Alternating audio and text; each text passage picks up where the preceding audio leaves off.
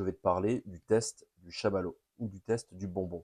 Reste bien jusqu'à la fin parce que ça va te permettre de comprendre des mécanismes qui agissent sur toi, à ton insu. Le test est le suivant. Un enfant se retrouve avec un de ses parents qui lui pose un bonbon devant lui en lui laissant deux options. La première, c'est qu'il peut manger le bonbon tout de suite.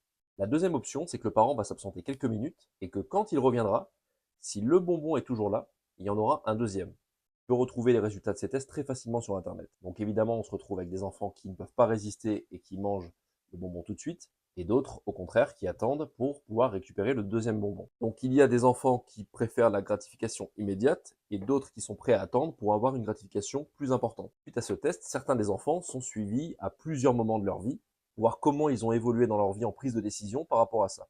Et les chercheurs se sont rendus compte qu'en moyenne, les enfants qui avaient pris le bonbon avaient moins bons résultats dans la vie en général, que ce soit de l'obésité, de la réussite financière, la faculté à se concentrer ou à performer. À ce stade, tu vas me dire, ok, mais alors qu'est-ce qui fait qu'un enfant va faire un choix différent de l'autre? La finalité de cette étude prouve que si un enfant a confiance en la parole et aux actes de ses parents, il a plus tendance à patienter pour avoir la récompense en différé. À l'inverse, les enfants qui ont peu confiance et qui ont expérimenté par le passé le manque de confiance qu'ils pouvaient avoir en la parole et aux actes de leurs parents, ont tendance à prendre la gratification immédiate. Parce que l'enfant se dit à ce moment-là, un tien vaut mieux que deux tu l'auras. J'ai un bonbon en face de moi, je suis pas sûr qu'un de mes parents va vraiment me donner un deuxième bonbon en revenant, donc je le prends immédiatement. Et en fait, cet aspect de confiance impacte grandement les décisions qu'un enfant va prendre et qu'ensuite une personne va prendre tout au long de sa vie.